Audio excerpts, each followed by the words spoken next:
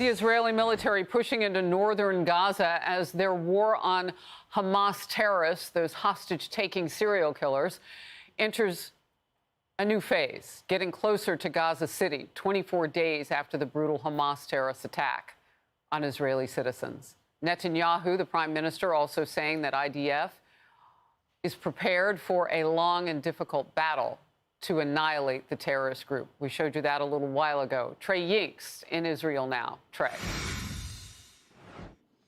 Harris, good morning. We do have breaking news for you as we speak. Sirens are sounding in central Israel. I want to just step out of the frame here and have my cameraman zoom into the skyline. If you look right above where the sun is setting, you can see two black lines of smoke. That's where those rockets just moments ago came off the northern part of the Gaza Strip.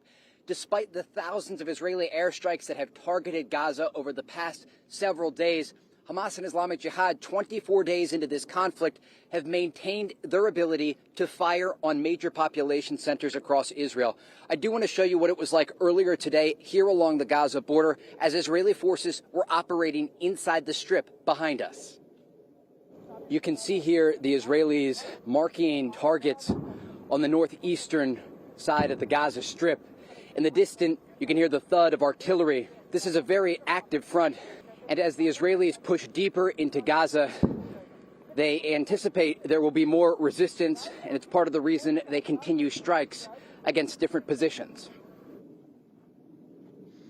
The Israelis are currently engaging Hamas militants in the northern part of the Strip. We understand that 20 Hamas members were killed in a single Israeli strike yesterday, with Israeli ground troops on the eastern and western side of Gaza. Daniel Hagari, a spokesman for the Israeli military, spoke earlier today about the situation and the plans for his troops.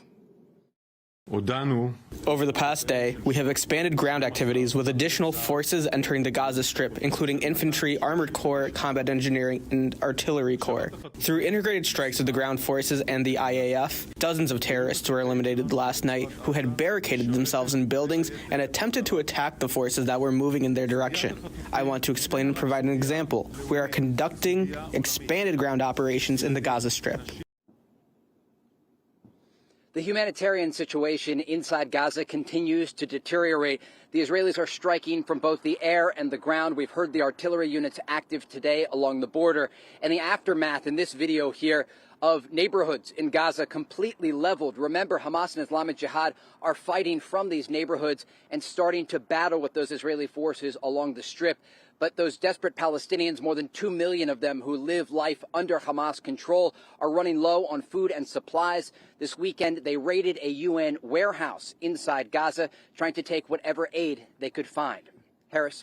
Trey, before I let you go, I had reported earlier that Egypt has sent the largest group of trucks carrying aid that we've seen so far since the war began, and on October 7th.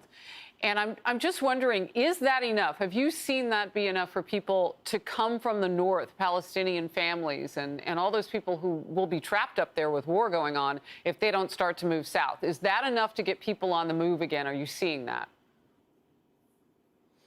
It's certainly not enough. Yesterday, 24 aid trucks entered through Egypt's Rafah crossing in the southern part of the Strip, and they went directly to the Palestinian Red Crescent. Thousands of Palestinians have heeded the warnings from the Israelis to head south, but they are quickly running out of food and water. We are hearing horrific stories, not just from Palestinian civilians there, but also aid workers who are trapped inside the Strip. So why don't they go south? On supplies. You just said 24 trucks had gone in with aid. Why don't these people move? They have moved, and they are in the south. Many of them are there. And they're running out of food and water there. There's simply not enough aid going in. Yes. So, Trey, you say thousands of people, but there are hundreds of thousands of people. Each and every day, the Israelis are warning civilians who have stayed in the northern part of Gaza to move south. But remember, with a population of more than 2 million people, they don't have anywhere to go. And we've shown you the videos around the city of Khan Yunis, the second largest city inside Gaza. Palestinians are staying in tent cities that are being built there. But in terms of the aid, the food and the supplies, there is nothing other than these few aid trucks that have entered going into Gaza. And so people are eating and drinking what they have. The water is being turned on in certain parts of the Strip, but we are getting reports from Palestinians in Gaza that the water is not clean to drink. And so a humanitarian situation is developing, and it's part of the reason that you have the United States, for example, trying to push to get as much aid into the Strip as possible to ensure that that doesn't become a whole nother parallel story in this tragedy that unfolded here in the south of Israel on October 7th, leading to the war that we're seeing today. Yeah, it's just unreal. Where are Saudi Arabia, Iran? We know that the Crown Prince and the president of Iran talked early on in the conflict for 45 minutes. Talked about supporting the Palestinians. They don't want to support them with aid. Where's Jordan? Where's Qatar? Where are these countries to help their Arab neighbors, the Palestinians, that they want to fight us and Israel about, but they won't help their own people? It's a great question. And so far, the Egyptians have been really resistant to provide aid to the Palestinians in Gaza and to ensure that that crossing is open. And you've seen the United Nations, the officials, Antonio Guterres, going to the border and calling for it to open, not only to let that aid in, but also to let foreign citizens out. Remember, there are hundreds of American citizens, many of them dual nationals, that are trapped inside Gaza. I've been texting with a woman who the State Department told her to go to the Rafah crossing multiple times. She went with her young son. She lives in Utah. And she's gone to the crossing. They've not let her go into Egypt. And she's terrified. She told me yesterday she has tried so many times that she is giving up. And when I text her to see if she is still okay, her response is, "I am alive."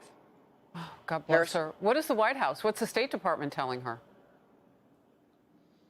This is a huge part of the story that we are trying to report each and every day, but is not really being covered across the board. The American citizens who are currently trapped inside Gaza. The State Department is really dropping the ball here, and we should be very clear about this part of the story.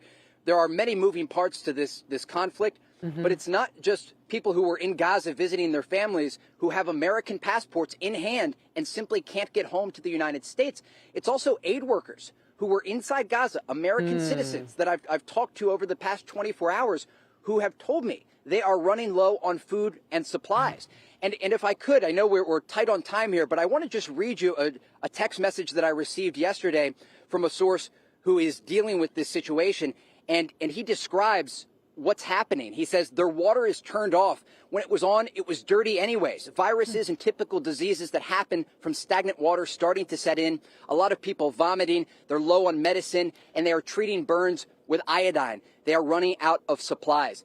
We're talking about American citizens, aid workers who are inside Gaza, who are describing these difficult and horrific conditions, and they can't get home. Trey Yingst, your reporting is always eye-opening, and I appreciate all of it. And what you told us about what's happening for those people who actually have made it from the north to the south, it didn't help them as much as they thought it would. They're not in the war zone, but they don't have anything to drink or to eat. It's just not enough aid going in. Again, I ask, where are these Arab nations? Where is Saudi Arabia? Really rich country, could do something now. Trey Yingst, thank you, as always.